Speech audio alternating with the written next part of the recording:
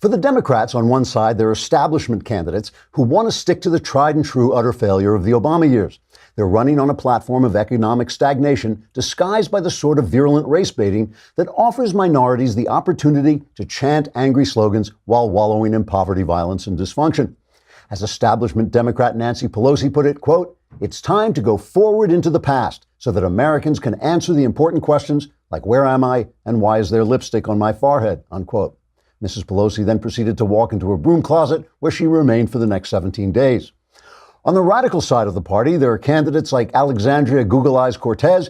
These socialists are no longer satisfied with the Democrats' record of slow decay and failure and want to ratchet that up into a program of rapid decay and complete disaster. Cortez recently outlined her platform, telling reporters, quote, "If we can just take all the money away from billionaire businessmen and give it to the poor, then the poor will be able to get an education, so they'll be prepared to get jobs at the businesses that will no longer be there because we took all their money away. Then we'll distract the poor from their unemployment and misery by race baiting that will offer minorities the opportunity to chant angry slogans while wallowing in poverty, violence, and dysfunction. It's a totally new idea," unquote. Now, for the Republicans, the battle is between those candidates who support Donald Trump and those candidates who will be spending next year selling real estate or singing musical comedy in summer stock. Trigger warning, I'm Andrew Klavan, and this is The Andrew Klavan Show. I feel hunky-dunky, life is tickety-boo. Birds are winging, also singing hunky-dunky-doo. Ship-shape, tipsy-topsy, the world is zippity-zing. It's a wonderful day, hurrah, hooray! It makes me want to sing. Oh, hurrah, hooray! Oh, hooray, hurrah! All right, hooray, hurrah, it's mailbag day. You are mere minutes away from having all your problems solved, you know? I mean, this is, yeah, there it is. Wait, where's the real Lindsay? She was wandering around the halls a couple of days ago, but she's gone. But, you know, we will solve all your problems. Got a lot of romance questions in the mailbag today. And coming up, we're going to have a serious interview with the God King of the Daily Wire, Jeremy Boring, and I'll explain why in just a minute. But first, let us talk about Blue Apron, because it's summer, it's time to eat, and that means it's time to eat well. And with Blue Apron, you will indeed be eating well, because Blue Apron delivers farm-fresh ingredients and step-by-step recipes to your door. What this basically is home cooking that tastes like restaurant cooking, because you'll be cooking in your kitchen, but you will be making the kind of meals that you really only get in restaurants. It's quick and easy recipe options, perfectly portioned ingredients delivered right to your door. Blue Apron makes dinner quick, easy, and insanely tasty. Skip meal planning and get straight to cooking with Blue Apron. They have chef-designed recipes and exciting partnerships like Bob's Burgers and Master Chef's Bob's Burgers. Okay, so check out this week's menu and get your first 3 meals free. You know, we're giving food away for free. Like, how easy is this for you guys? At blueapron.com/Andrew. That's blueapron.com/Andrew to get your first 3 meals free. Blue Apron, it is a better way to cook. I mean, you know, the left is always saying, we'll give you free this, we'll give you free that. We are actually giving you free food. We could be Alexandria Ocasio-Cortez. So, you know, Mark Twain said that war talk with a soldier who's been to war is always interesting. Moon talk with a poet who's never been to the moon is always dull. And I was thinking yesterday, we were talking about Alex Jones being banned off all the social media sites. And I'm listening to everybody talk about it, and I suddenly realized most of these people have no idea how the internet works. Most of us have no idea how the internet works. But here at the Daily Wire, we have one of the very few human beings actually I call him a human being, you know what I mean, though, walking around who actually understands how the internet works. And, you know, we don't have the God King on too often because the human sacrifice is messy and expensive to get him to actually descend. But the other thing is, every time Jeremy Boring is on, we're kidding around with him, and that's because he exists. And I think it's the rule at the Daily Wire that if you exist, we have to kid around, make jokes about it. Jeremy Boring built this place. And the thing is, you know, Ben has been such a wonderful success and such a big star, and you always take the guy who's the front of the operation and attribute the success to him.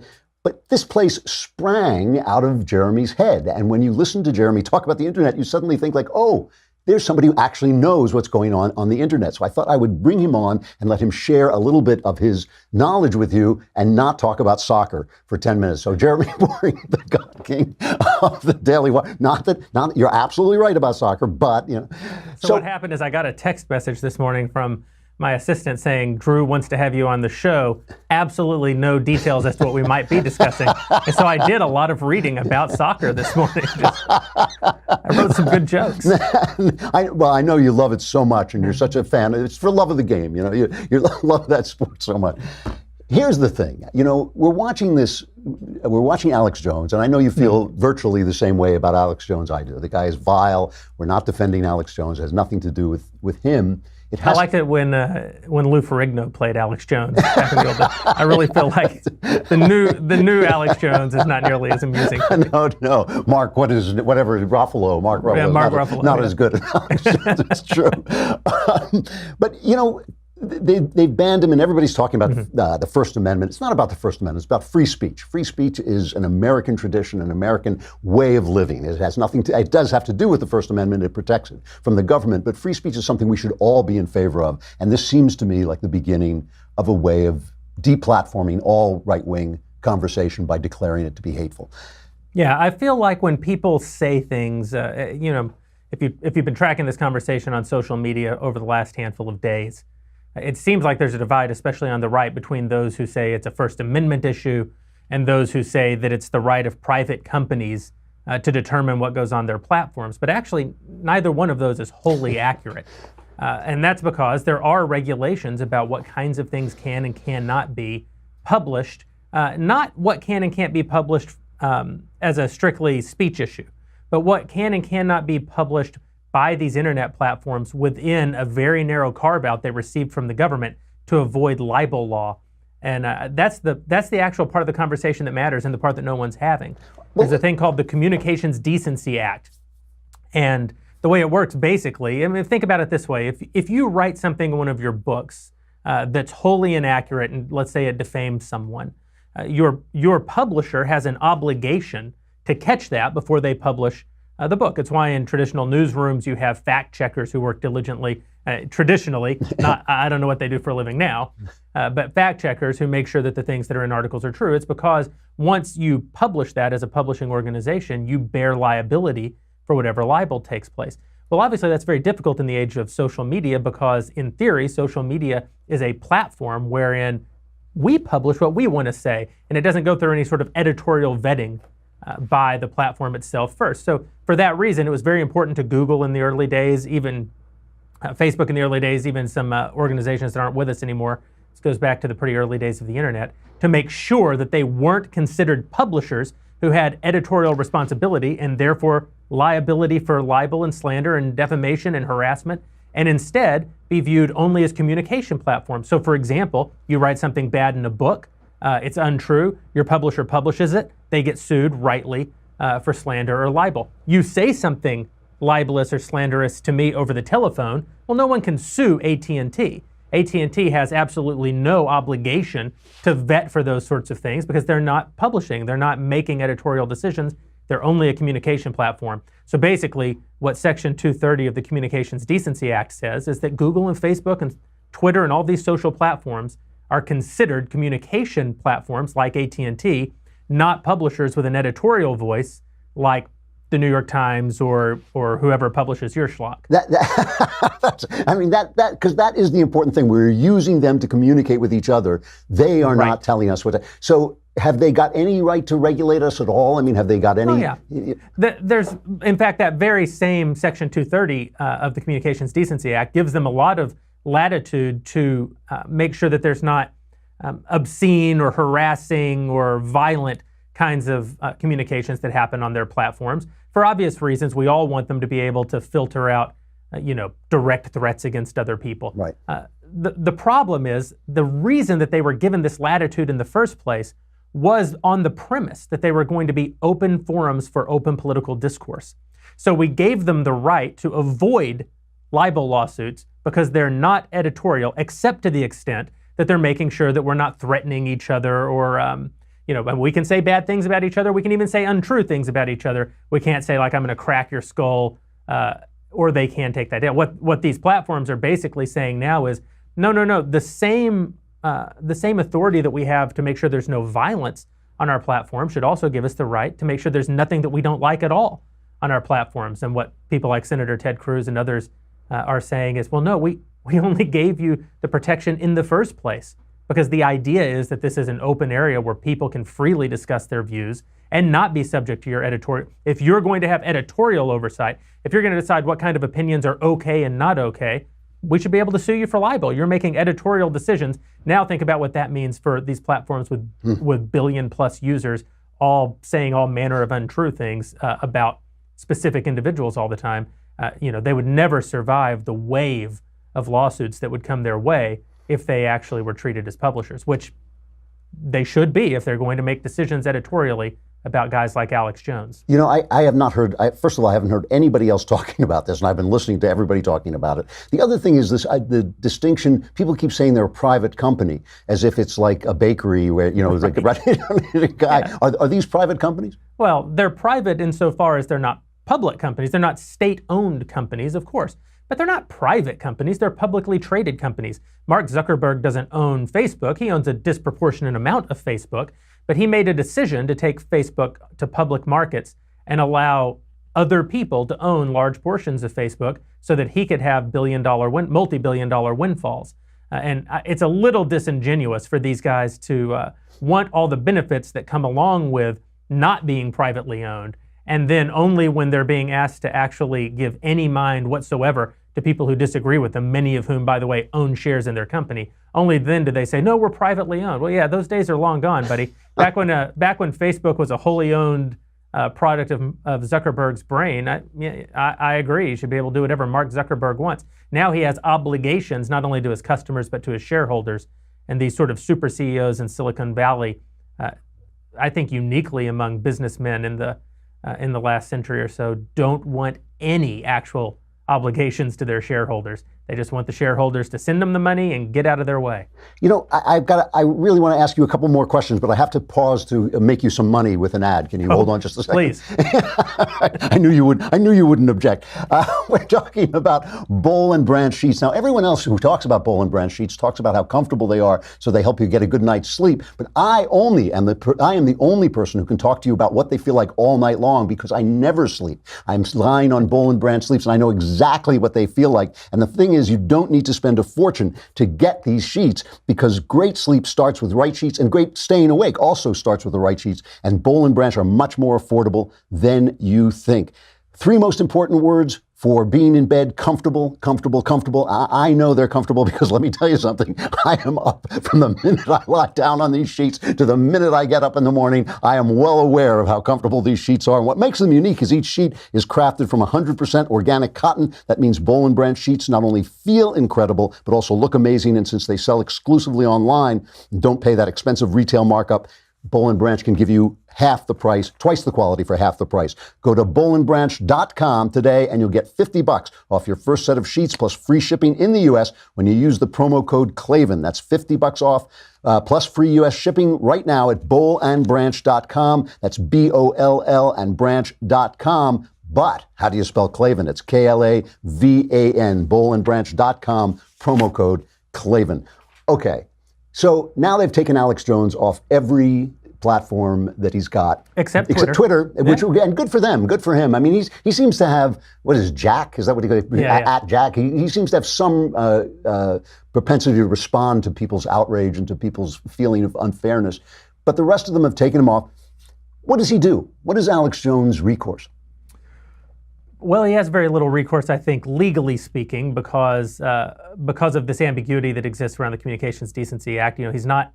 I think that he actually probably does have good grounds for a suit. The problem is, they say that I don't know. I'm not a lawyer. Bad case makes bad law. Hard cases make bad law. Yeah.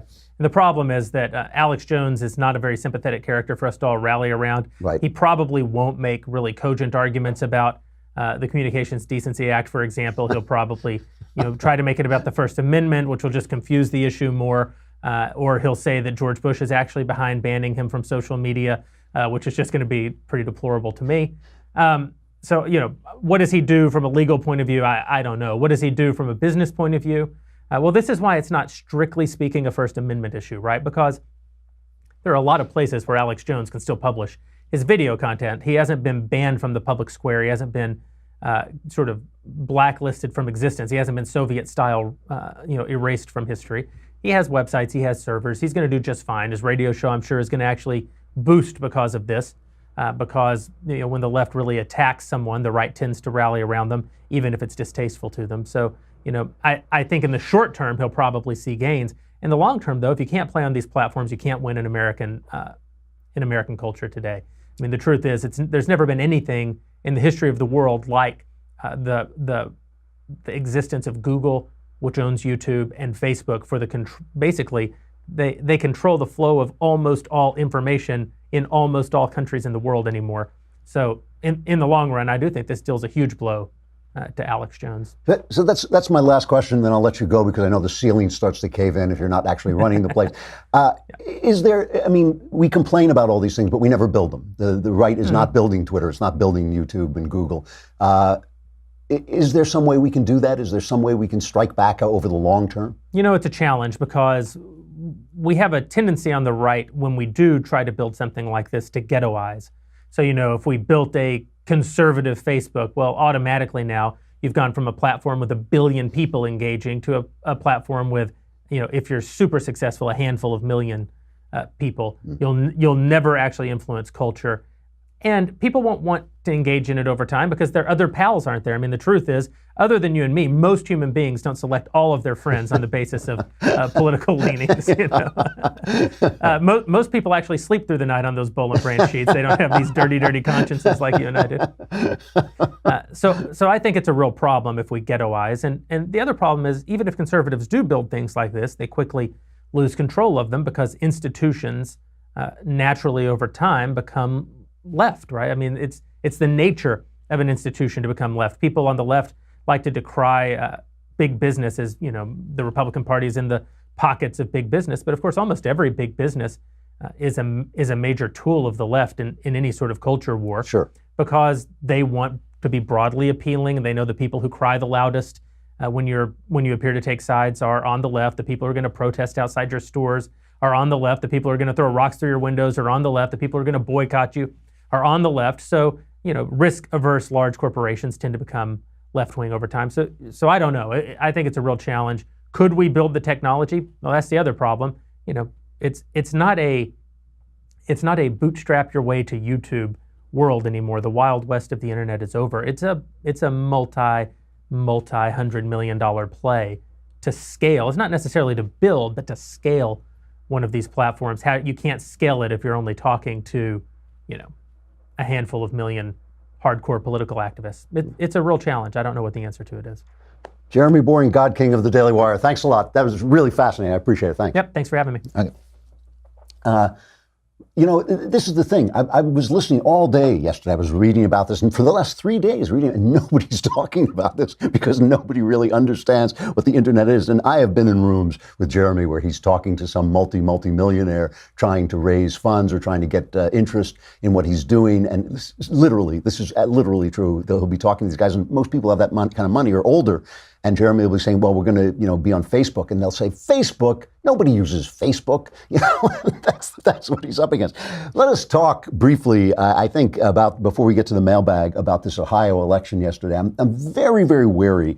You do not hear me reading a lot of tea leaves because I believe the future is not ours to know. And, what we do is it is natural to human beings to seize on what little information we have to tell the future with. And the problem is each election is different, and each election is both local and national, and you never know what's going on in these districts. And when you have a special election in August, you can bet that it's going to be anomalous. It's going to be different. So they have a special election. Troy Balderson in this very, very Republican state, very, very very Republican district, running for the 12th district. Running against Democrat Danny O'Connor. He seems to have eked out a victory. And everybody is saying, well, what does this mean? Does this mean that the Republicans are going to have, are facing the big blue wave because Trump won?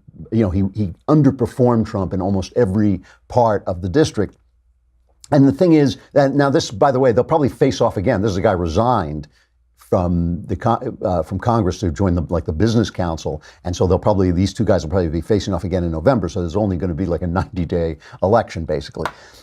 But the thing that I did look at here, because if not as a prediction of the future, I think it is a warning to the GOP. Trump voters didn't really show up. The rural Trump voters didn't really show up. And the guy won anyway. So good news, bad news, right? Good news is the guy won even without a big turnout from the Trump voters. Bad news, the Trump voters didn't turn out. And there is a real problem with this going forward, because we know the left is going to be motivated. They're going to be motivated by hatred. They hate Donald Trump. They want the resistance going on. They want impeachment. They want all those things. And they could bring this presidency really to a halt, especially in domestic ways. And if they won, I don't think they're going to win the Senate, but if they won the Senate, they would really stop all the judges being appointed and all this stuff. And so the problem Trump has, to some degree, is his success. You can't motivate people to get to the polls on foreign policy issues when foreign policy is going well. And foreign policy is actually going very well. I mean, Trump is doing a good job keeping the world kind of stable right now. And our enemies are on their back heels, and our friends are on their heels a little bit, thinking, well, maybe we should, pony up in NATO. Maybe we have to pay a little bit more for our defense. Maybe Trump has got something to say about immigration that we're going to have to let our people hear instead of silencing everybody who tries to talk about it. And so his success in that way is not going to play, and he should be obviously people should be talking about the success of the economy, and I hope they are talking about those things. But there's also another issue, and this Henry Olsen, I hope we'll have Henry Olsen on soon, he can explain it better than I can, but Henry Olsen has observed that the swing voters are not dedicated to party, and there are two types. They are the swing voters who voted for Mitt Romney and then voted for Hillary Clinton, and there are the swing voters who voted for Barack Obama and then voted for Donald Trump. And the ones who voted for Clinton are not coming back. They're probably lost. But the ones who voted for Obama and then voted for Trump, they don't care about a lot of the things that we care about. What they do care about, and what Trump is doing that they like, is the immigration thing and the trade thing. And when I say the trade thing, what I mean is the America First thing. And a lot of Republicans, a lot of conservatives are very uncomfortable with this trade thing because they're afraid it's going to ditch the economy. And they're afraid that, we always believe in the most freedom. We believe in free trade. But Trump is speaking into the hearts of many swing voters when he talks about the fact that they took our manufacturing jobs, they manufactured things where it was cheap, and they came over here and we lost our jobs. And his success at bringing some of these manufacturing jobs back. Remember, Obama said he doesn't have some magic wand, and on the internet it says abracadabra, pal. Because they're coming back. He has a lot of cred with them, and if these candidates go into these districts and say to them, hey, I feel you. I feel that this is a problem and that we've got to stand up for America, and I'm going to support Trump in this. And also just the loving on America that Donald Trump does. Because I'm a culture guy, I feel that the intellectual right does not understand this. I think both the intellectual left hates patriotism because they hate the West, and they really don't like the country as it stands and as it was established. But the right is uncomfortable with patriotism too because it's animal, it's passionate, it's native, atavistic. It comes out of the heart, and they don't, that stinks of the mob, and they're afraid it's going to get out of control. But breathes there a man with soul so dead who never to himself has said, this is my own, my native land. Patriotism is natural to people, like mother love is natural to people. And I think that if we don't speak into America, and if we don't say, into the American heart and say that we love this country, and you can, say what you will about Donald Trump, and I've said a lot of things negative and positive about him. He has a visceral love of this country. Remember when that Marine's hat blew off and he put it back on? Just recently, he got out of his motorcade and went and said thank you to the firemen. He does have this visceral connection with the ordinary people in this country. And nobody's ordinary. I don't mean that, but I mean economically ordinary. The people who don't stand out for their political opinions, the people who aren't celebrities, the people who make the country run, the people who built it on their backs, the people who suffer when we abandon them, the people who are insulted when we insult their faith and their country and their patriotism. Those are the people he speaks to. And you can call it populism, you can call it cynical, you can call it anything you want, but it's part of what being an American is. It's part of what belonging to any country is. And some of these Republicans, if they are not ready to speak into that and are just going to talk about the fact that they hate the left and the left is loony, they're going to lose. They're going to lose because they're not going to inspire people to come out. You know, a lot of times when you turn on TV and you talk about turnout, they talk about the ground game. But turnout is not just about the ground game. It is about inspiration. Maybe it's about inspiration more than anything. And we've got to inspire people and get them out, or we're going to lose not just the Congress, we're going to lose the presidency as well. All right, we got the mailbag coming up. But you got to come on over to thedailywire.com, or you can listen to it on YouTube. But you could just watch the whole thing if you would subscribe. You could be part of the mailbag if you would subscribe. It's a lousy $10 a month, a lousy $100 for the entire year. I will answer all your questions, and my answers will change your life, possibly for the better. Come on over, we'll start the mailbag.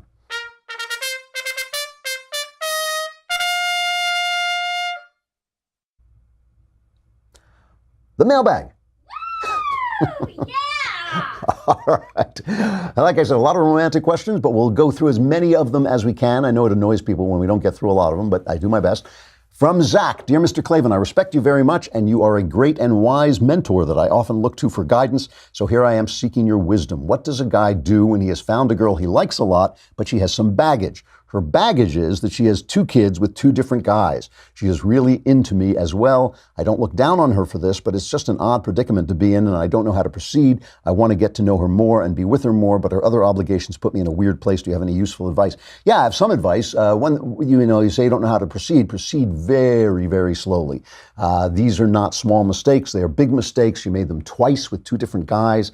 And what you want to know is, has she changed? Now, obviously, you say she's into you, so she is interested in winning you over, and she's going to put on her show to win you over. But you want to know that this is a person, this is not the same person who made those mistakes. You want to know that this is not a person who has said, "Oh, I get it, I'm doing something wrong," fool me once, shame on you, fool me twice, shame on me. The second time, the light's got to go on, right? I mean, I always try myself not to make the same mistake twice, but twice, okay, but you want to make sure that this is not a person who's going to make that mistake again. The other thing that, just as a piece of advice, do not get into these children's lives until you are absolutely certain you are going to stay. She should be aware of that too, and it's something that you can tell about her if she's not aware of it.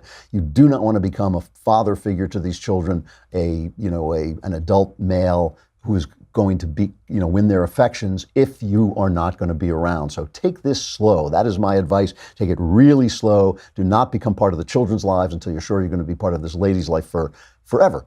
Really, because one thing they do not need is men coming in and going out again and abandoning them. That's my advice. Good luck. Drew, I have lived most of my life as an atheist, and throughout my 20s, I was riddled with despair and depression. Even then, I was quite ashamed of how I treated both myself and women around me. I've since become a Christian, and in the last 12 months, my life has completely turned around, and I am able to treat myself and others much better. I feel like I have a new heart. That's great. I'd love to hear that. I really do. However, while I am a much more joyful man overall, the self-inflicted wounds of shame from the past still haunt me, and now even more so. On the scale of things, most people would see my past actions as trivial, but I carry them around. They weigh me down, and I really do struggle to forgive myself. I don't know where God fits in, because if he took away all the pain, I would feel like I got away with it, which isn't what I want. But I also know after all these years, I'm unable to forgive myself alone. He says, he goes on to say, I have a beautiful fiance and my life is otherwise pretty great, but at times I struggle to move forward with it. And I sometimes feel like I don't deserve the life I have. I love your show. Never miss an episode. Please keep up the good work. This is from Anonymous. Listen, pal, you got to let it go. This is the thing. Read the Gospels. The Gospels are not about wallowing in shame. Guilt is a tool to let you know when you are doing something wrong. You let go of the thing you were doing wrong. You stop doing it. You fix whatever you have broken insofar as you can. And a lot of times in the past, we can't fix too many things. And sometimes going back and even apologizing to people just brings up bad memories that they don't want. Sometimes you just got to leave it behind. Guilt is a tool that is given to you to know these things. But wallowing in guilt is a strategy of the other guys. That's the other guy's side, right? He always wants to tell you that you are a bad person. Christ is telling you he loves you. He is telling you you are off the hook. He is telling you he absorbed your sin, and now you got to let it go and live the life he has planned for you. This is the life, this life with your fiance, this life where you feel joy. That's the life he wanted you to have when he made you in the womb, pal. That is the life he wanted you to have. And to let it go because it took you a while to get there, and you did things that you you didn't like. We all have, believe me, by the way, I'm speaking from experience here. I'm not just talking off the top of my head. I know exactly what you're talking about, and I know exactly the logical bind where you feel like, oh my gosh, if I let this stuff go, then I'm not being punished enough. The point is not punishment. The point is forgiveness and joy, and the joy that you can create going forward. Because if you don't let yourself go forward, then you're not going to create the life that you can give your fiance and your wife and your future wife, the life you're going to give the children of joy and knowledge of God. Those are all things for you to create. So you have work to do. You have business to do. It is to be done in joy. It will arise out of your joy. It will be created by your joy and your love of God. Cut everything else loose. Cut everything else loose. It's hard, you know. There are things I've done. I wake up in the middle of the night. If I ever go to sleep, I wake up in the middle of the night sweating. But I know that I am forgiven by God. I know that God has absorbed my sin and my punishment. You got to let it go. That is the only thing to do. Don't get caught up in the logic of it, because that is, you know, I should be punished and all this stuff, because that is coming from another place, not from God. From Rex. Mr. Klavan, I've listened to your podcast about a year now and have thoroughly enjoyed your humor and powerful command of the English language. My lady friend and I are both strongly religious and adherent Christians, but we likely won't get married for a few more years until she finishes university studies. In the meantime, we're remaining celibate because that's how we interpret the Bible, no sex until marriage. To understate the reality, it's a challenge. What is the purpose of this no sex until marriage concept, and what benefits might it confer to people who practice this compared to people who don't practice this? Thanks for your time. Okay, but first let me tell you what I can't do here. I can't speak as a theologian, because I'm not a theologian, and I can't speak from experience because I didn't live this life. I did not live this life. I've lived a faithful married life, but I did not live a celibate pre-married life. But it is pretty clear that you do a lot less damage this way. Consider the fact that if you live in a culture that values virginity and you take your girlfriend's virginity and then break up with her, you have now put her back into a culture where she is less valuable to that culture. So that is right there is a terrible thing to have done to her. And again, I'm not speaking as a theologian. I'm not speaking even as a moralist. I'm just talking practically here. Obviously, the risk of pregnancy, which is always real, which really, the thing is, we always think about sex like it's like just a fun couple of, a fun few minutes that you're having, but you're actually doing that thing that humans do when they want to reproduce. And so, there's always the chance of the baby coming. And I have to tell you, from people who have lived a life of celibacy until marriage, they recommend it highly. The argument on the other side is always, well, you don't know you're sexually compatible and you don't know that you'll get along. I have never heard anybody complain about this, actually, from the celibate side of it. I've never heard anybody say, oh yeah, and then we got into bed and we couldn't work out our differences.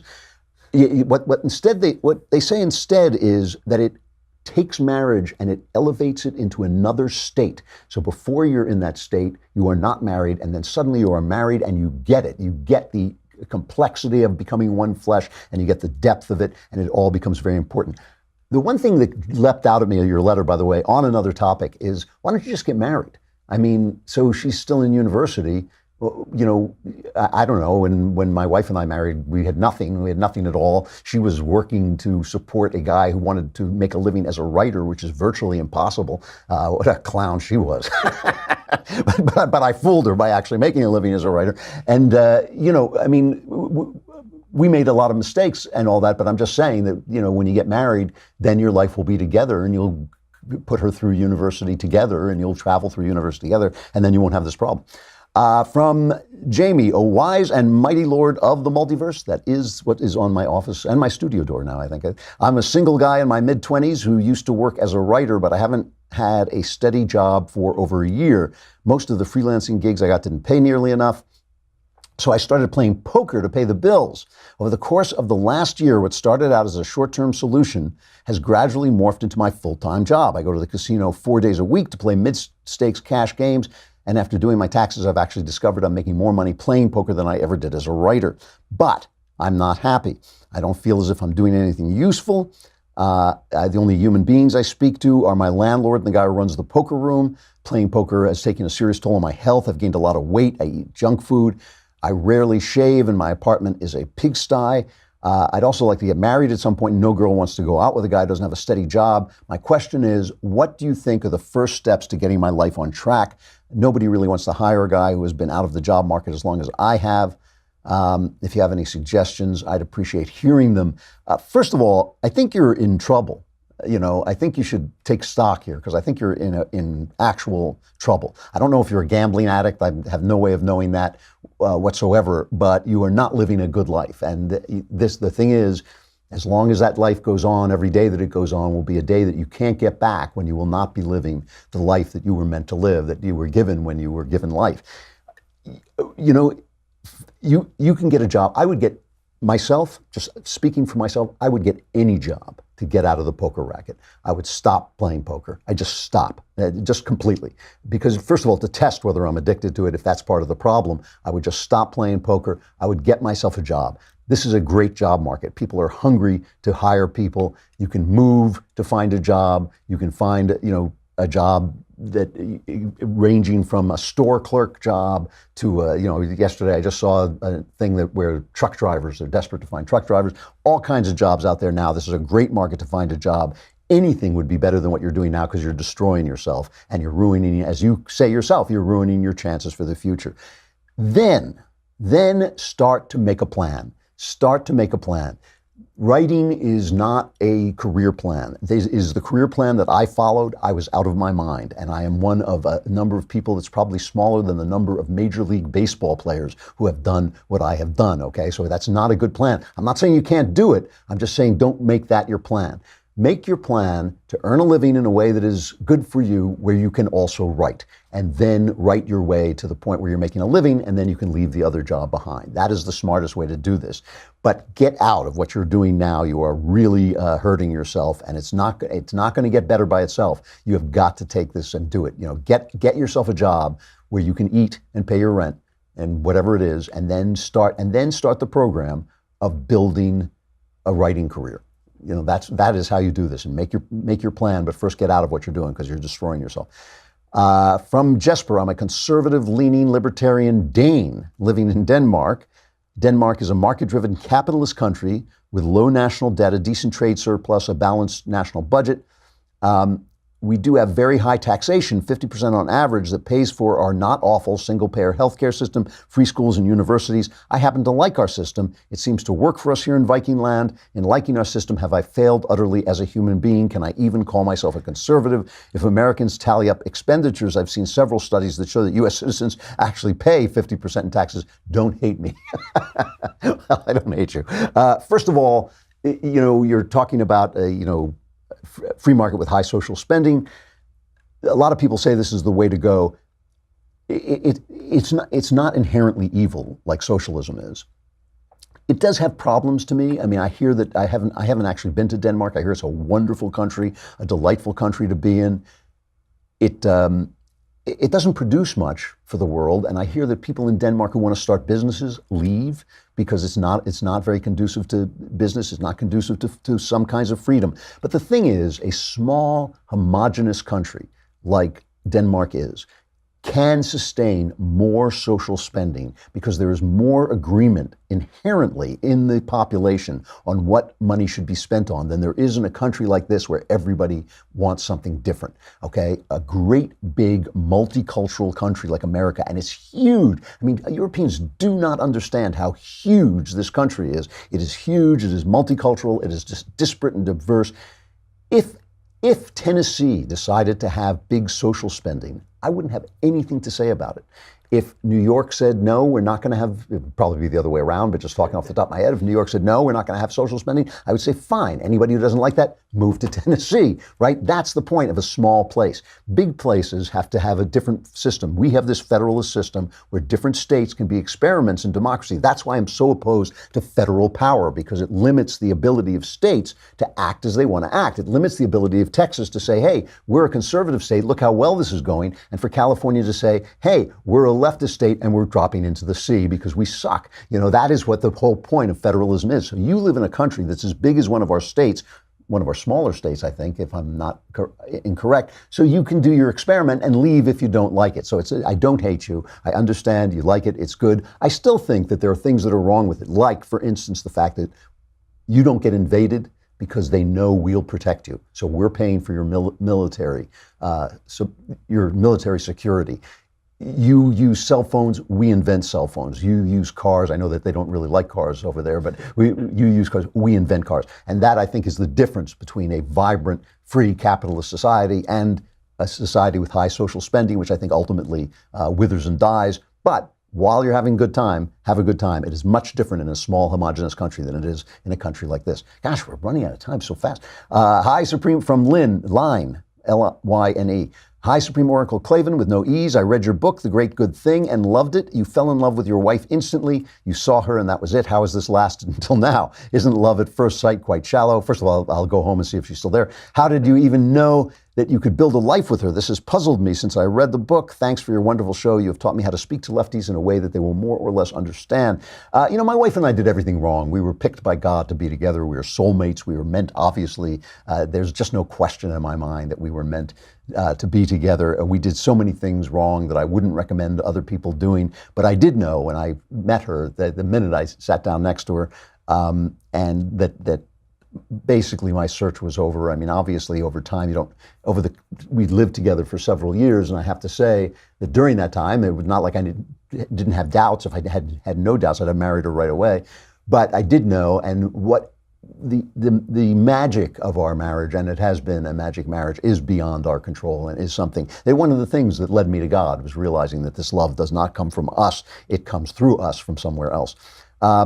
Dear Love Dr. Klavan, from Benjamin, and thank you for the book, The Great Good Thing. You will love this book. It is a really good book. You should buy it. Dear Love Dr. Klavan, from Benjamin, I know a girl. She is the best woman I've ever known, and she would make a great wife. She is in love with me, but I am not in love with her. What do I do? Hey, if she's a great girl, she deserves someone who loves her, not you. So get out of it. If you're not going to marry her, if you don't love her and you're not going to marry her, and if you don't love her, you shouldn't marry her. Let her go. Let her find somebody else to be attached to. Break your own heart, not hers, and let her go and find somebody else. You might want to ask yourself, if she is the best woman you've ever known and she would make a great wife, why you don't love her. I'd be really interested to know that. But, love is mysterious. And if you don't love her, let her go, because she deserves to be loved. She deserves a husband who loves her. From Duncan, if you had young children today, would you send them to government schools? No. I mean, look, that depends on the neighborhood. I sent my son to a public school because we actually moved to a neighborhood that had the best public school, one of the best public schools in the country. We did it on purpose. And then when he got out, I sent him to public. I mean, I busted my chops to put my kids through private schools because I hated the public schools so much. Depends on the neighborhood, I mean, it really does. To be fair, if you're in a neighborhood that has good conservative schools that are not teaching them, what kind of sexual lives they should lead, and they're not really boys if they don't think they're boys. You can make that decision yourself. But if not, I think it is worth homeschooling. I think it's worth doing anything to keep them out of some of these government schools, which really are bad. I guess I got to stop. It's too bad. I had a lot more, but you'll come back. Rob, save some of the good ones, and we'll come back to them later on. Sure. Meanwhile, we got to move on to Tickety-Boo News.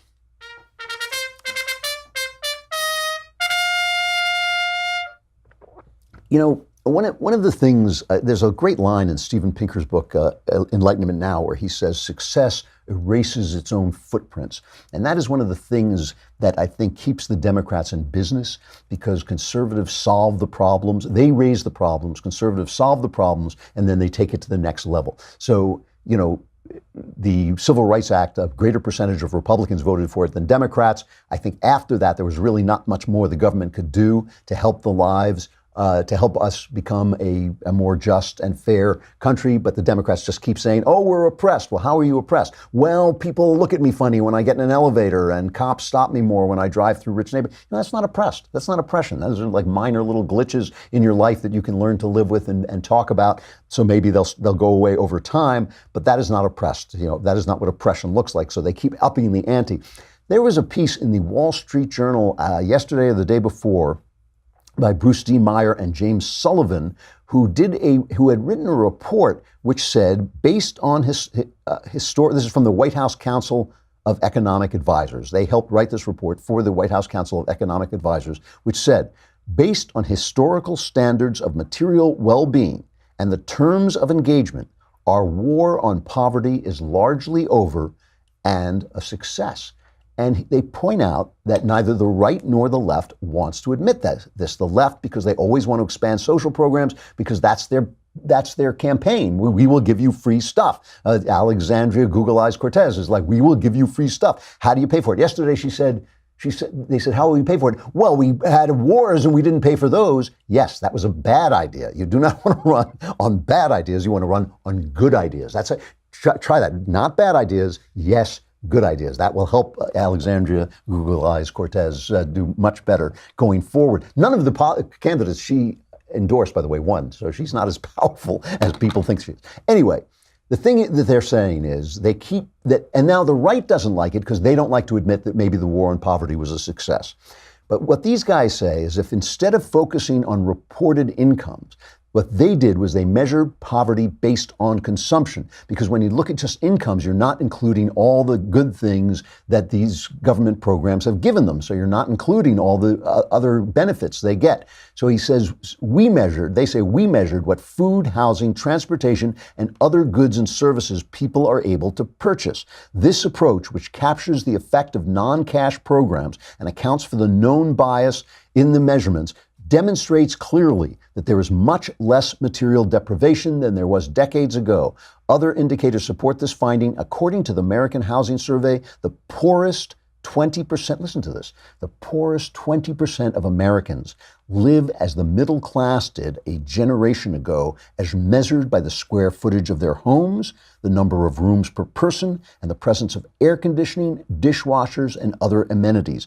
In terms of housing problems like peeling paint, leaks, and plumbing issues, today's poor haven't quite matched the living standards of the 1980s middle class, but they are getting close. The 1980s is not that long ago, so they're saying that our poor are like the middle class of the 1980s. That is amazing. You know, one of the experiences I had when I came into Nairobi in Kenya, went on one of these kind of safaris, and we came in through Kenya and we drove through into Nairobi, and we drove through their slums.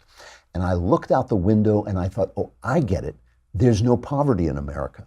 There is nothing in America that looks like this. Now, today there are in some leftist cities where the homeless are on the streets, and that looks a little bit like what Nairobi looks like. But these were places where people had to walk with a bottle on their head to get water. These were places where they were living in sheds that were built of, pressed tin with cardboard walls and pressed tin roofs and all this stuff.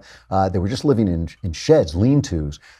In America, things are going really well. And this is the thing about all the panic on the air and all the screaming on the air and all the stuff, the clickbait and the panic. Things are going, life is tickety-boo in this country, pal. And we should really be enjoying it. We should be grateful for it. Doesn't mean we shouldn't see the problems, doesn't mean we shouldn't fix them, but you can fix a whole lot more in gratitude and come together a whole lot more in gratitude than you can in bitterness and by pretending that the problems are still the same as they were 50, 60 years ago. They are just not. That is amazing tickety-boo news that really are the 20% poorest people in this country are living like the middle class did a generation ago. Amazing stuff.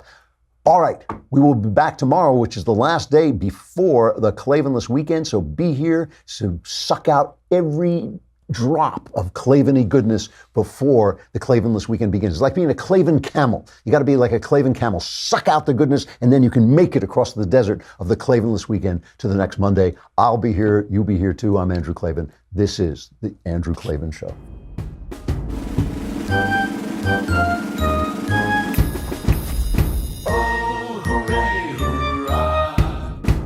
The Andrew Klavan Show is produced by Robert Sterling. Executive producer, Jeremy Boring. Senior producer, Jonathan Hay. Our supervising producer is Mathis Glover. And our technical producer is Austin Stevens. Edited by Emily Jai. Audio is mixed by Mike Cormina. Hair and makeup is by Jesua Alvera. The